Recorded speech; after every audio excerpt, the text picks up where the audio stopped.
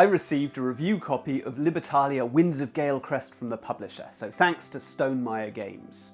Among board game fanatics, nothing provokes discussion, debate and speculation as much as a new announcement from Stonemaier Games. In April 2021, someone somewhere noticed that Stonemaier had registered a trademark for the name Libertalia, and the internet lit up with rumours that Jamey Stegmaier was planning a reprint.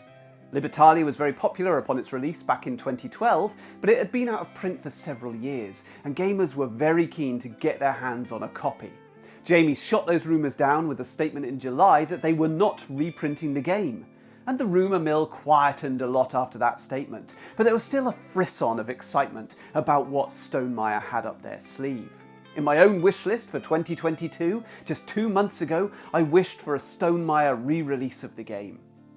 In February 2022, Jamey put an end to the speculation by announcing that Stonemaier's remake of Libertalia now had a subtitle Winds of Galecrest. And it turns out that Jamey's statement about no reprint of Libertalia was to be taken literally. They weren't reprinting the game, they were rebuilding it from scratch with an even more fantastical theme. The pirates had become anthropomorphic animals, and their vessels had become skyships. The dark colours of the original had been replaced with bright primary colours.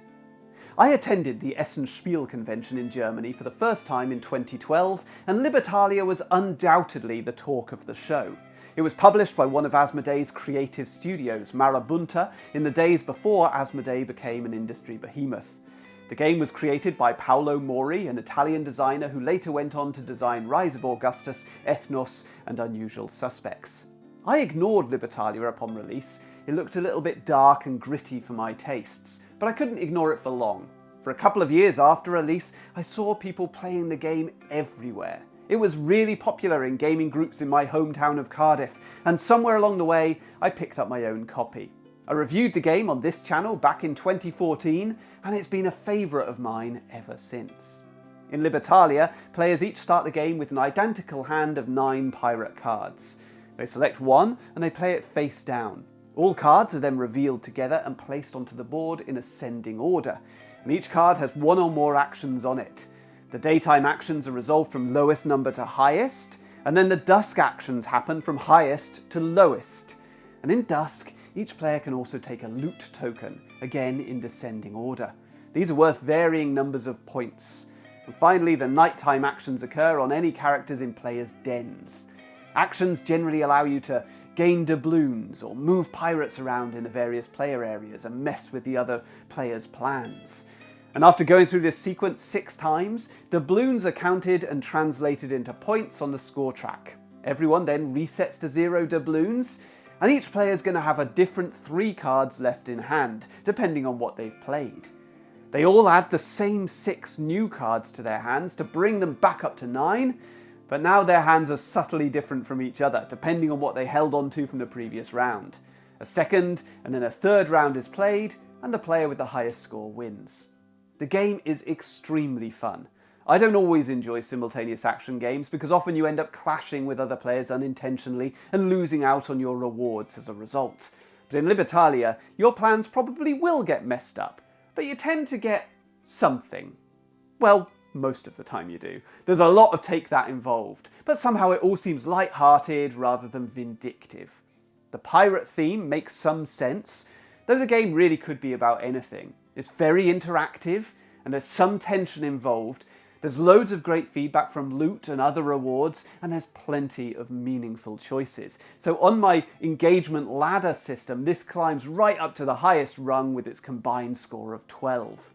No wonder it was so popular. But there were a few small issues with the original game. Because you had to reset your money, etc. between rounds, I always felt like I was playing 3 separate games rather than one game with progression from round to round. The 2-player game always felt a bit lacking, and when multiple players played the same numbered card in a round, the tiebreaker system required you to check a smaller second number on your card to determine the order of the actions. A system which felt arbitrary and a little bit unfair, with some combinations of player decks putting one or more players at a disadvantage. Stonemaier's take on the game does nothing to alter the resetting between rounds, though it does alter the tempo a little bit, with players revealing 4 characters in that first round, 5 in the second, and 6 in that final round. The 2-player game is enhanced by the permanent presence of a third character, the midshipman, and this character is numbered 20.5, so it sits right in the middle of the deck, and the relative positions of the other characters in relation to this one determines how much loot they can take. The tiebreaker system has had a complete overhaul, with players now vying for position on a reputation track, which will be adjusted according to actions from played cards. Having a higher reputation will put you in a higher position when matching cards are revealed by different players, but it also means you start with less gold at the beginning of each round. These aren't the only changes though. The number of cards has been increased from 30 in the original game to 40 in the Stonemaier edition, and the loot tiles have been totally reworked. Taking inspiration from Quacks of Quedlinburg, each coloured loot token no longer has a set meaning. The colours are allocated a different meaning in each game, and can be combined in a vast number of different arrangements, creating games which function totally differently. You can pick randomly, or you could choose your favourite mode of play, perhaps opting for a totally in-your-face interactive game, or a gentle rule set where players tend to leave each other alone. There's also a separate rulebook and components for solo play, something which wouldn't even have been contemplated in 2012. The changes are all successful. In terms of gameplay, this Stonemaier edition is certainly an upgrade. But you'll know from my previous videos that I like to review games as products, and sometimes solid gameplay isn't enough. So let's compare and contrast the presentation of the 2012 original and the 2022 remake. The box cover is the first interaction that most consumers have with a game, and every box makes promises to the purchaser. A great cover tells you what you're going to be doing, but more importantly it tells you how you're going to be feeling playing the game. Marabunta's edition was dark and atmospheric. In both colour and composition, it closely resembled movie posters from Pirates of the Caribbean, releasing shortly after the 4th episode in that popular film series. So it certainly screams out pirate, but more specifically, the focus of that picture is on pirates distributing loot. The cover image is a literal representation of your activities in the game. The Stonemaier cover is much brighter and much more cartoony. One of the more noticeable shifts in board game illustration over the last decade is the acceptance of cute, almost childish imagery in games designed for adults. Some of my favourite games resemble children's picture books, Everdell, Quacks of Quedlinburg, Bunny Kingdom. I think this is a reaction to adults' sustained interest in Disney Pixar movies and comical video games. And Libertalia, Winds of Galecrest, closely resembles the style of Zelda, the Wind Waker. I think the cover is beautiful, but I'm not so sure that it accurately conveys the gameplay. There's certainly something piratey about it, but to be honest, it's really invoking exploration, not looting and skullduggery. The cover wouldn't look out of place alongside Ryan Lockett's Sleeping Gods or Near and Far, games with a great deal more narrative and adventure than Winds of Galecrest can offer. Inevitably, that new artwork split opinion on Board Game Geek, the world's biggest board game website. I'm sure this was a disappointment to the Stonemaier team, but it can't have been a surprise. It was a radical shift in tone for a game with a significant following. But it does raise a question. When you remake an older game, who is your core audience? Is it the people that loved the original? Or is it the people that coveted the original? Or is it total newcomers? Stonemaier has quite a diverse range of titles in its catalogue now. While it's not the heaviest game in the hobby, Scythe has some heft and complexity, and the artwork is gritty and humourless. Wingspan is a more accessible experience with much lighter presentation, and Rolling Realms is a small package with rapid play and low complexity. A diverse catalogue also means a diverse audience of fans. So once they'd picked their project, Reimagining Libertalia, the next question for Stonemaier Games was, who are they reimagining it for? Is it the Scythe fans? Is it the Viticulture fans? Or the Wingspan fans? Each would demand a different approach. With the right presentation, could this be a breakthrough hit like Wingspan, generating massive sales? Or is it inevitable that a game like this could only ever appeal to experienced gamers, limiting its sales to those immersed in the hobby? It feels like Stonemaier has taken a punt on the former rather than the latter, and I hope it works for them.